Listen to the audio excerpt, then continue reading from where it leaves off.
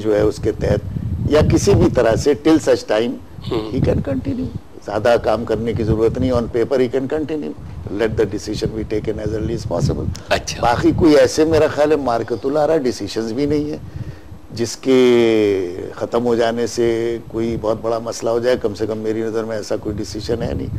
भाई बिजली पानी वगैरह के डिसीजन है वो होते रहे डिसीजन, कुछ वो जो एक पेंडोरास बॉक्स खुलता है साहबजादों का, इसका वो मुख्तलिफ इल्जामात लग रहे हैं, वो अपनी जगह पे, that is nothing to do with prime minister. नहीं, मगर एक प्राइम मिनिस्टर इन्फ्लुएंस तो होता है ना। और हमने तो ये देखा है इस मुल्क में कि जिसने एक पोजीशन लूज की तो आंखें फेरने वाले भी बहुत होते हैं, चाहे विद इन द पार्टी। अगर उसके इल्जामात जो बेटों वगैरह पे सही हैं तो they should face the music. तो इसको बचाने के लिए कोई सियासत में गंदगी नहीं मचानी चाहिए। मैंने हाई प्लेन है मोरालिटी का, मगर नहीं होता।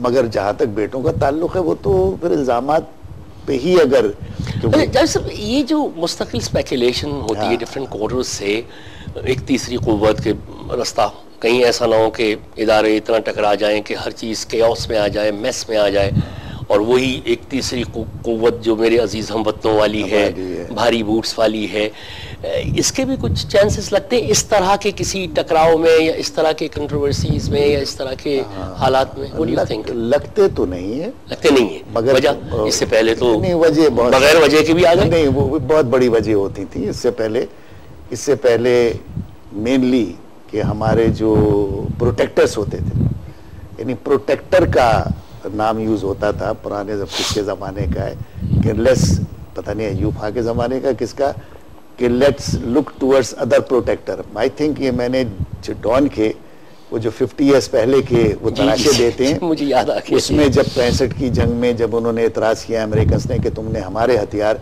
जबकि हमारे कॉन्ट्रैक्ट एग्रीमेंट में था कि इंडिया के खिलाफ नहीं कर, इस किस्म की जब बात हुई तो उसमें यह था कि ये अमेरिका से हमारे लव हेट रिलेशनशिप तो चलती रही है। तो अय्यूब खां के ज़माने में उनका शायद स्टेटमेंट था कि we will look for other protectors. तो ये क्या प्रोटेक्टर, जैसे हमारे एक टर्मिनोलॉजी हाई ट्रीजन की इस्तेमाल होती है, जबकि टेक्निकली तो हाई ट्रीजन किंग के खिलाफ बगावत को कहते थे, स्टेट के खिलाफ बगावत को ट्रीजन कहते थे। पैट्रियटिज्म भी किंग के साथ लॉयल्टी किंग के साथ होती है ना कि हाई ट्रीजन, लेकिन अब तो हमारे यहाँ ये लफ्ज ऐसे बोला जाता है हाई ट्रीजन, जिसमें कि मिसयूज होता है। तो जहाँ पे हमारी बुनियादें ही प्रोटेक्टर से पड़ी हैं तो प्रोटेक्टर का रोल बड़ा इंपॉर्टेंट होता है for these forces to come in. तो आजकल जो हालात दिख रहे हैं, फिर अपने हमारे जाती हालात, economic condition, social condition, judiciary, तो आई थिंक वर्ल्ड वाइड ये परसेप्शन बना है जिसके ऊपर थर्ड फोर्स की एक वो तो रहेगी, एक अपनी बालादस्ती कह लें या उनकी भी एक से, मगर आई डोंट थिंक कि वो इंटरफेरेंस के मेरे अजीज अम्मतों वाली बात, उसका शायद वक्त नहीं है अब, और it will not be appreciated and things will go on. Was it appreciated in the past? It was. Where? From the day one. मैं आपको बताऊं। अच्छा, यानी सुपर पावर्स वहीं तक, डांडे वहीं तक पहुंचे, डांडे मिलते हैं। Okay. और यहाँ not among the people. Among the people. Among the people. मिठाई भी बटी। Among the intellectuals. मैं आपको रेफर करूंगा मजहरुद्दीन साहब की किताब, जो तारिक अली के वाले साहब थे, वेरी रिस्पेक्टेड मजहर अली खान, वो किस अखबार के एडिटर थे, उनके बुक छपी है पाकिस्तान टाइम्स, उनके एडिटोरियल्स की बुक है।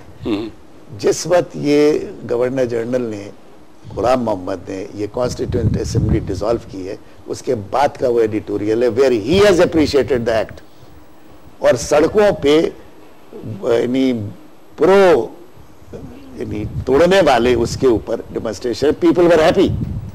इसी तरह जब अय्यूब खां आया है तो people were Jubilant in the streets, क्योंकि उससे पहले इतना ग्राउंड तैयार किया जाता था, क्योंकि बहुत ही नेसेंट कहते यही है कि ये फोर्सेस जो है आने से पहले जो एक ग्राउंड तैयार करती हैं, उसमें इतना केओस होता है कि आम आदमी जो है तो वो जिंदगी से बेजार हो जाता है और वो निजात दहिंदा की तरह सोचता है।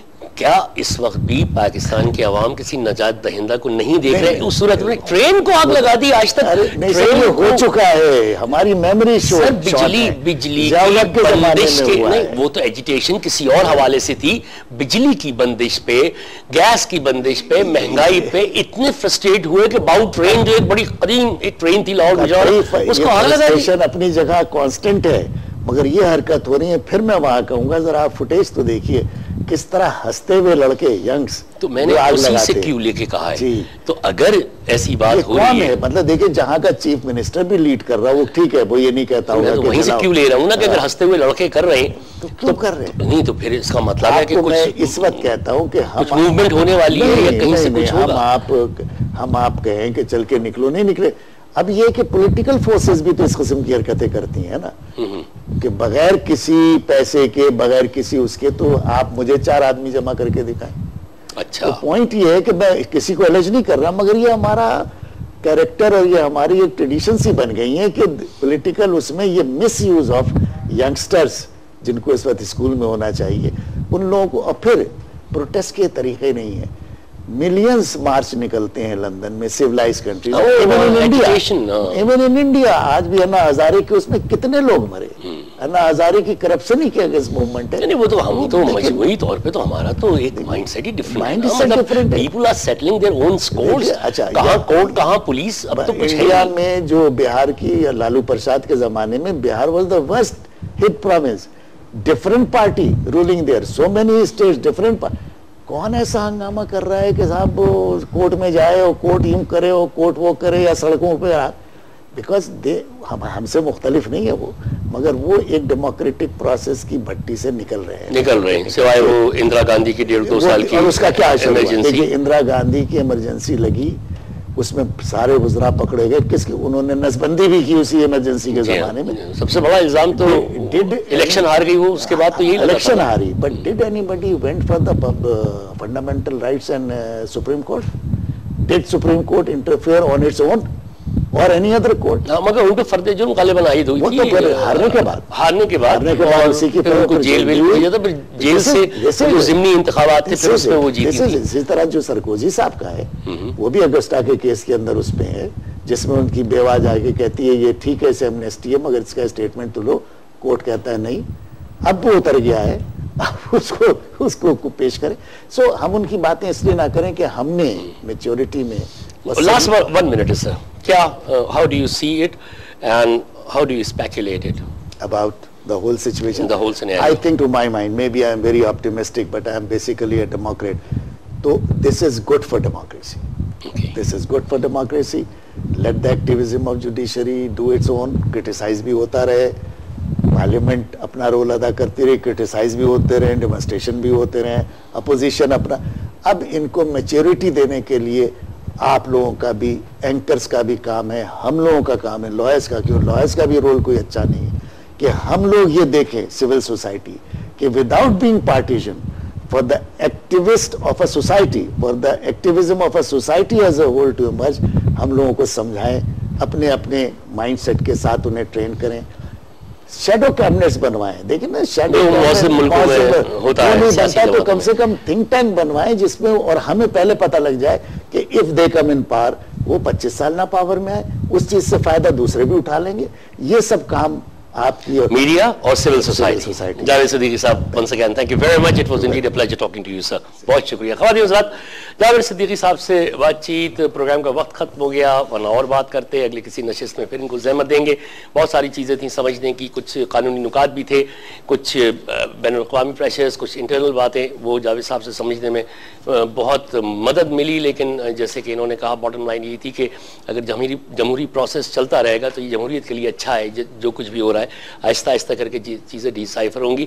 आने वाले दिनों में क्या होता है, कन्फ्यूजन्स है, नया प्राइम मिनिस्टर आएगा, पीपल्स पार्टी कैसे उसको चलाएगी, अपनी पॉलिसीज़ होंगी, फिर गालिबन अगले साल इलेक्शन में भी उनको जाना है, कौन आएगा प्राइम मिनिस्टर, स्पेकुलेशंस में बहुत सारे हैं, लेकिन शायद साउथ ऑफ पंजाब से इस वक्त कुराए फाल फिर निकले। लेकिन ये सब देखना है। इससे बहरहाल पार्टी को तो फ़ायदा ये होगा कि जिस वक्त इलेक्शंस होंगे तो पार्टी ज़ाहिर है बहुत सारी चीज़ें कंट्रोल तो कर पाएगी। लेकिन हम चाहते यही हैं कि इस सारे केओस से निकले पाकिस्तान, ताकि हम भी कुछ सोच सकें, हमारे नौजवान भी कुछ कर सकें, डंडे लेके स्ट्रीट पोल्स पे वो पत्थर ना मारें या तोड़े नहीं, या डंडों से कौमी अराजी इसको नुकसान ना पहुँचाएं असासों को, बल्कि उनको भी किसी हेल्दी एक्टिविटी में डालना चाहिए। न जाने वो दिन कब आएगा, उस दिन के इंतज़ार में मैं भी हूँ, आप भी हैं। अगले प्रोग्राम तक के लिए खुदा हाफिज़।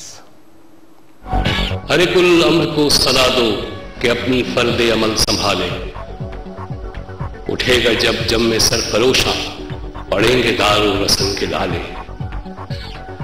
कोई न होगा जो बचा ले, जजा सजा सब यहीं पे होगी, यहीं अज़ाब सवाब होगा, यहीं से उठेगा शोरे महशर, यहीं पे रोज़े हिसाब